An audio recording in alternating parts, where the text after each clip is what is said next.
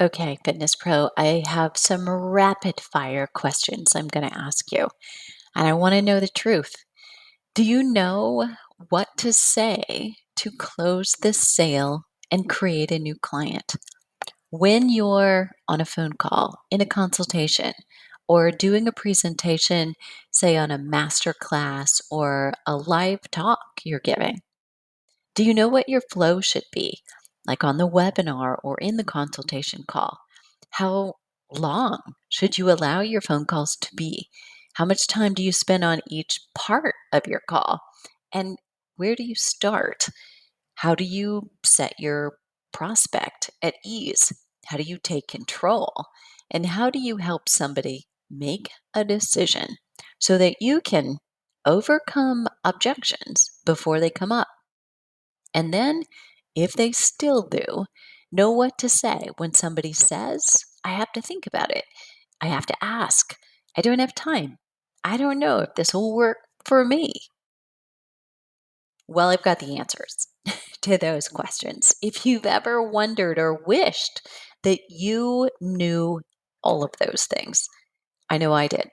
37 years ago, had I known that that's what I needed to know to actually be a professional, making a living and having a life I loved, I would have been ahead so much sooner and had so fewer headaches. Let's just call it that. But now I want to turn around and pass the torch, if you will.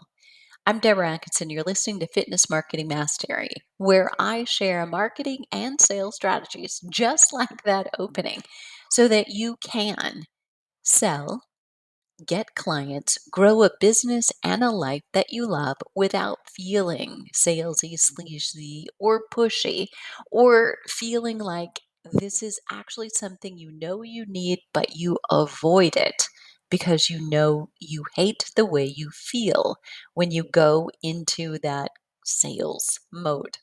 I get it. I've been there. And I've trained trainers. I've worked with students in the classroom where what little time I had outside of the curriculum, we tried to interact and role play so that they were prepared. I know exactly how much you need this, and I know how much no one, not you, not me, and not the client or prospects that will become your clients, want to be sold to. We're very willing to buy. And so our job, our role is to make it easier. I want to invite you to do something. I have a master class coming up Thursday night. I'd love for you to attend. If it happens to be a holiday like Thanksgiving, trust me, I'm not going to be with you. But if it's not, that's where I'll be. And I want to show you how it can be easier to do that. But we're going to start today. It's your turn. I'm going to ask you the questions that I think you already know the answer to. Here's one. What do you say when someone asks, what do you do? And here's why I'm asking. You might guess it's somewhat of a trick question because I want you to answer in a way that you are not just a commodity, a personal trainer, a health coach, even a midlife health coach. You don't suddenly improve by telling someone you're an online trainer or a midlife weight loss coach. You don't improve your results or their understanding of what you do. You haven't quite mastered this art of engaging prospects if you're, say, just adding adjectives like midwife or menopause to health coach or to trainer. Even for my flipping 50 fitness specialists, I would never want them to answer that question. I'm a flipping 50 menopause fitness specialist. Not until far further into a conversation. Do you know why? Let me tell you. Because last year, there were no hashtag midlife health coach used on Instagram. I mean, minimal. And now, this year, there are hundreds calling themselves midlife health coaches. Some of them who go so far to, steal client testimonials and content that I've posted and then call it their own. Interesting. But we won't go down that path today. So what? Did did it make somebody better, more knowledgeable, relatable so they can get the sale because they've called themselves a midlife health coach or stole the testimonial? The answer to that is no. So the answer to do I really care that they did it? I do because I still find it so shocking that literally a midlife health coach would not have different morals and values. However, that's not my job. So, the ability to transform your answer to that question into something powerful that makes the listener say, "Oh, that's me," or "Oh, that's like just like my wife," or "That sounds like so many of my clients." And by that, I mean when I'm talking to my hairstylist, my dermatologist, or my dentist about what it is I'm doing, when I share what I do in a way that piques curiosity, it's not then a conversation ender. It really is a conversation starter. But when you say personal trainer, it goes wrong. How does it go wrong? Well, in too many cases, when you say, "Oh, I'm a personal trainer or health coach," someone else will just assume that they know you by their own personal experience or impression of a trainer or a health coach. There's no need for more conversation. They'll just be like, "Oh," nodding, smiling, end of conversation. If you say medical exercise specialist, which is something I could say, maybe you could, or you say Pilates instructor, yoga teacher, it's the same. Nothing, not even an identifier of quote unquote midlife women's or menopause, helps you there. You, friend, are burying your opportunity. I don't know why I have trouble saying that word, but I do. Burying your opportunity not to tell people you're award winning fitness instructor or an international presenter or certified or master degree holding, which are all commodities and labels that mean nothing about your ability to relate to your next prospect.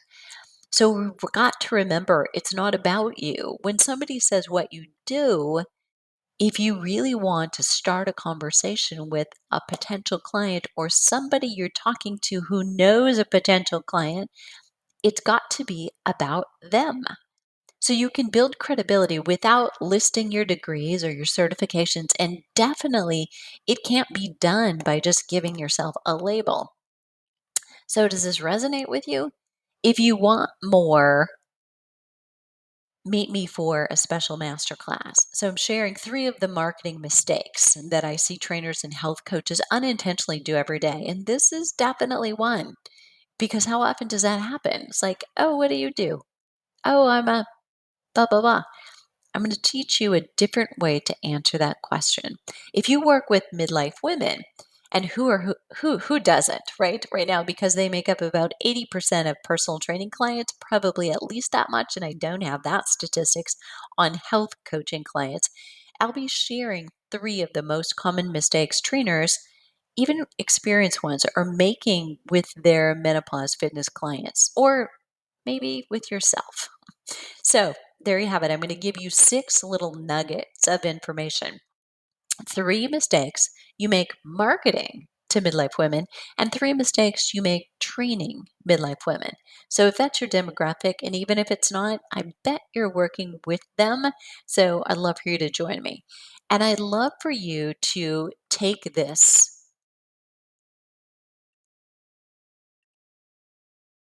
So I want you to try this on. Somebody says to me, "What do you do?" I might say, "Do you know any midlife women who find themselves gaining weight, belly fat, or not anything they do works? Have you heard women complaining that nothing they used to do, works for them anymore, and that they're always tired?" Or I might say, do you know personal trainers or health coaches who are absolutely passionate about what they do and yet struggle to make a living and have the kind of lifestyle that they want? Do you know fitness pros that spend tons of time making videos or social media but can't generate enough sales to support themselves? And what I wait for then is the answer to the question. Because you've asked a question, someone will respond. It's compulsive. There's a question hanging there. And you can be quiet and give someone the opportunity to be thoughtful about reflecting. Can they actually find someone? Because most people know a midlife woman, probably a little bit like that. So, what about you? Can you describe yourself in that way? What you're doing is not describing what you do, you're describing your ideal client and your ideal client's problem. So when somebody says, "Oh, yes, that sounds just like me," well, then I say, I solve that problem, right? That's what I do. But I don't say it as in, well, I'm a personal trainer. This takes me back to the days when I taught trainers how to sell. And one of the very last things that I wanted them to do, in fact, one of the very first things I told them not to do is don't tell somebody they need to buy personal training. What you want to do is paint the picture. You want to illustrate what it is. People don't buy personal training. They don't wake up in the morning and say, "Oh, I want a personal trainer." They wake up in the morning and say, I want to feel lighter. I want more freedom. I want to like the way I feel in my own body and my own skin. I just want to lose this weight. That's what they wake up thinking.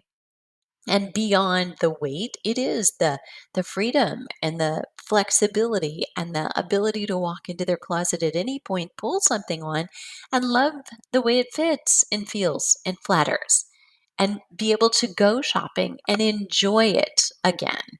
Because so many women, whether they have the time to actually go shopping or not, they don't enjoy it. They don't want to go. They don't want to try on clothes. They don't want to see themselves in front of the mirror. And all of that is what a woman wants. So we would never say, you need to buy personal training. What we would do is paint the picture of, based on what you've said, here are the things that'll get you to the freedom that you want, the freedom from counting calories and from dieting and deprivation, and from trying to exercise so hard, and so that you can finally get the energy that you need and be able to eat the foods you love while you still love the body you live in and have energy. Something like that. I'm rambling, literally. But you have to think about, who is that one client that you would be talking to over and over again. That is what we call your avatar. You want to paint the picture of that perfect client with their problem and ask, do you know anyone like that? So you illustrate it with your 2 or 3 sentences, short ones, and then you leave it hanging there. And when someone answers you, you say, well, that's what I do. I solve that problem. That's a much better way to describe what you do in a way people understand it, and it piques curiosity. You are now no longer a commodity, one of the hundreds of thousands of personal trainers or health coaches every day, or the quote unquote influencers online. You're now different. And that's what you want to be every time you go to talk to someone, talk to a stranger, answer that question, or go to post on social media for that matter. You don't want your social media post to look just like someone else's, even if theirs went viral. You may do a spin on somebody else's reel, but you need to put you into it. So there you have it. I gave you a whole lot today. So there are a lot to think about when you think about how do you close the sale and create a new client by doing that. Whether you're on a phone call in a consultation or you're doing a presentation, there is a script, there is a flow. And although script may sound to you very stiff and formal, the purpose of having a script and writing a script is so that you have freedom and flexibility when you're in the conversation because you know how to direct it. You know where to start. You know where you're going next. You know if the customer or the client is taking control and it's going down a road or a path that is really not going to be beneficial. You know what to do to take it back. And I've also talked to you about how you change your response to this very simple question that, hey, it's holiday season. You may be going to a few more parties and have a few more people saying, what do you do? Tell them. Tell them in a different way than you've ever told them before and watch what happens. Don't list your degrees, your certifications, and your years of experience. Show them how well you relate to people by, well, by relating to people. There you have it. You're not some cold blank label. So don't let yourself be taken for one by avoiding giving it to yourself. I'm going to put links in the show notes to join me at the masterclass this week and to take advantage of Black Friday specials if you happen to be listening at the right time of year. You're going to want to keep an eye on that. All right, what are you waiting for? The world needs you right now more than ever.